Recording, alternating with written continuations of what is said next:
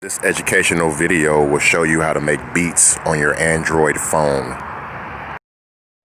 I'm also going to share with you 3 best practice tips for making beats on anything. So watch until the very end to get those pointers. First things first, please download the free BandLab app to get started. Welcome everyone. To begin any new project, press here. Introducing you to the basics, I would like you to pick MIDI instruments. Don't worry, I'll cover the other uses of the app in future videos. Now this is your basic landing page for the MIDI instruments. You'll find any instrument you want to know about at the top of the screen here. From bass drums to bass kicks, keyboards to chords to strings, all of the instruments are right here.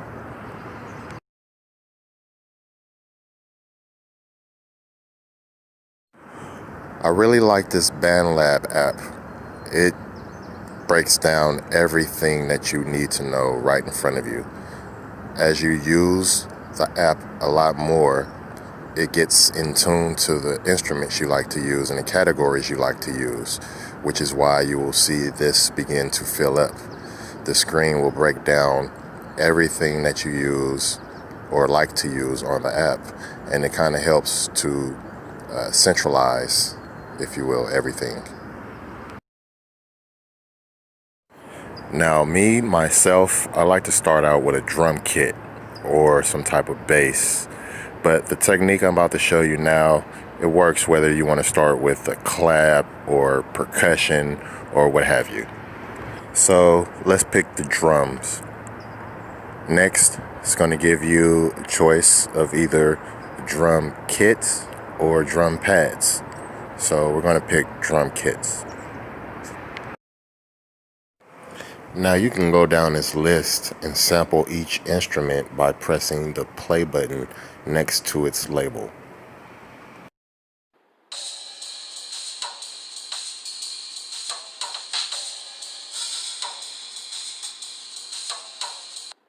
The little clouds signify that you have already downloaded that instrument pack to the app.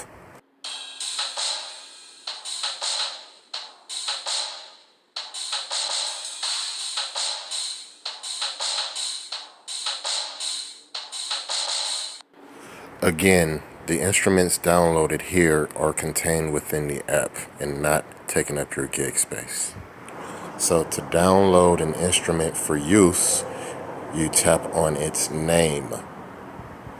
There's the indication that it has been downloaded. Let's check it.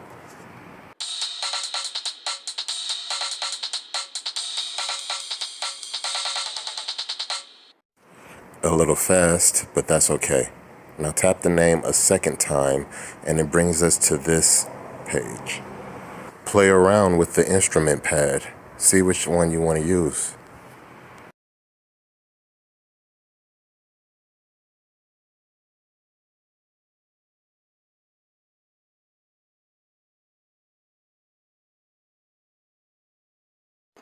Now before I start recording, I like to check the settings to make sure that everything is to my liking.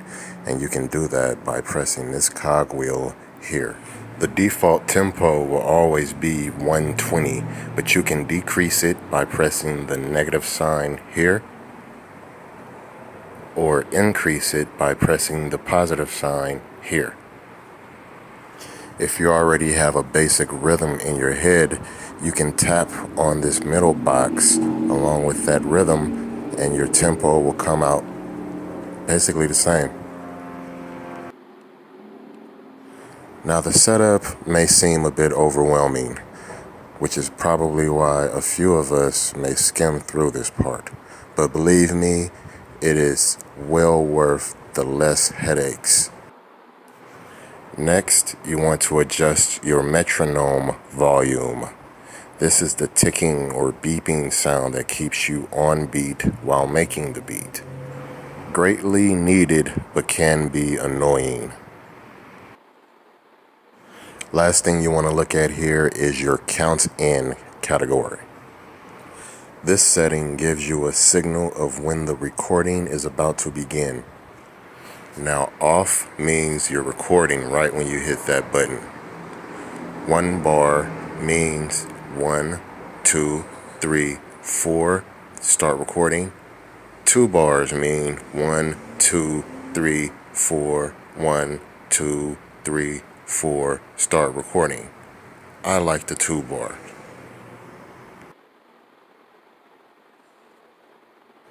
Now, as I mentioned earlier in the video, I will make more videos teaching how to use the other features of the app. But for now, this video is for the basic use of starting your beat. I have more how-to videos lined up, and your feedback will help me get better. Please leave me some comments on how I'm doing. Now let's just double check everything here. Our tempo is set. Our metronome volume is set. Our count in is set. We are ready to start rocking. Now let's get back to our instrument pad. Click this waveform at the top of the page. Once on the instrument page, I suggest activating your quantize button, and that can be found here. Think of it as an autocorrect for beat making, correcting the timing, not the pitch of the note.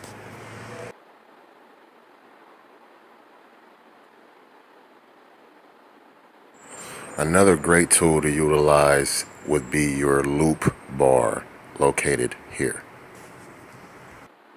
When actuated, this takes your beat all the way to the end of where the highlighted box ends, back to the beginning of the highlighted box, creating a loop, essentially. Now you can make the loop as long as you want, from 1 bar to 4 bars, from 8 bars to 16 bars. You can even loop a whole song if you wanted to. But for the purpose of this being a basic video, we're going to do a 4 bar beat. Now once you've got all your selections and corrections done, we want to get back to the beginning of the beat by pressing this button here.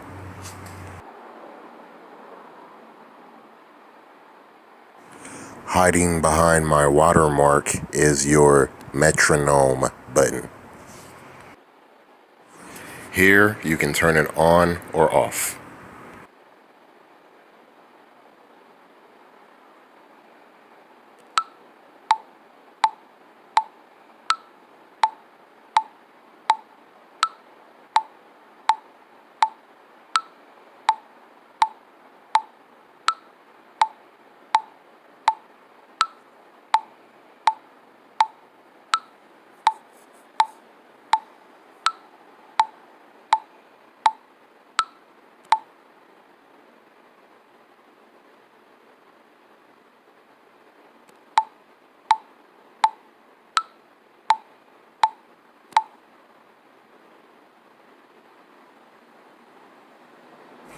Alright, I wanted you to have a first-hand experience with the sound.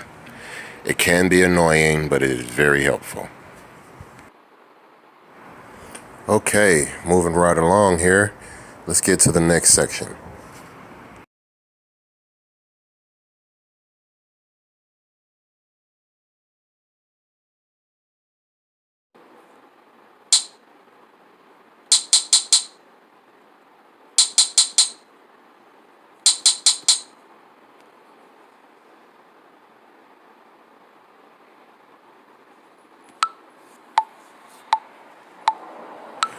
Notice I'm not using my quantize button. I'll show you why in just a second.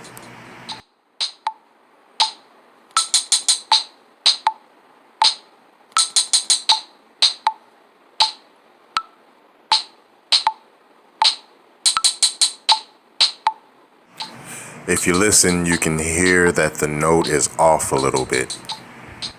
This is a major possibility of not using quantize. No worries, I'll show you how to correct that coming up in just a second.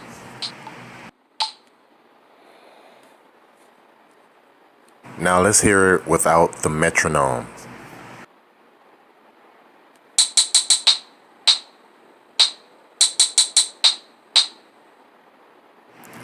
Okay, let's fix those. Okay, I'm not going to go too in depth in this section.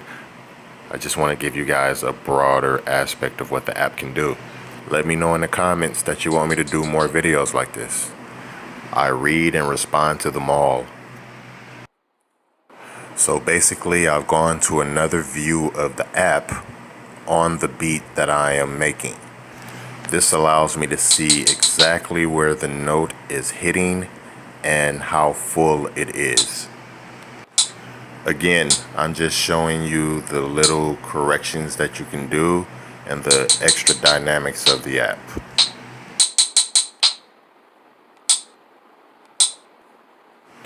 Okay, here are the changes I've made.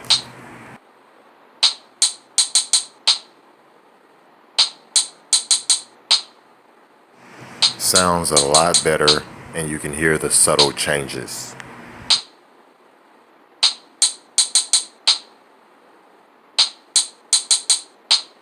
Still the same beat.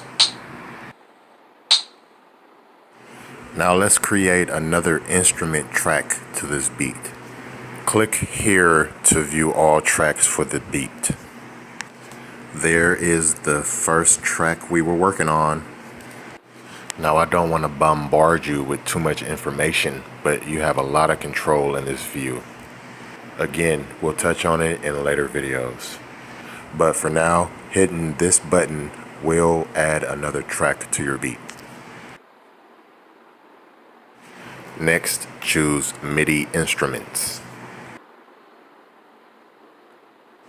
And now we're right back to choosing our instrument again. Keep in mind, the setup and preparation was a one-time thing. You do not have to do that for every track.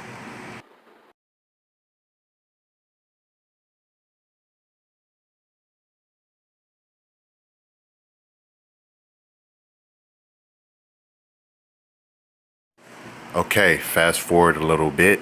As you can see, I've got a few more tracks made up to the beat. And they've all been cut off to the exact point you set the loop marker. I love that. You can slide this column to the right, which exposes the names of each track. Again, it is not my intentions to confuse you with a lot of information. I am just trying to make life a lot easier for some, if not most. So in this view, you will press here for this particular track, exposing another window on which you press rename.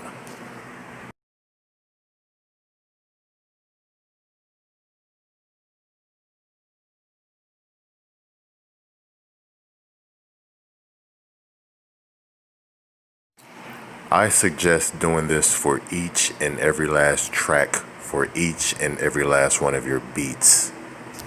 If you're like me and make a track for damn near every instrument of the beat, then this is a procedure to hammer into your brain. Now here's the most important step of them all. Saving your work. You can publish or save.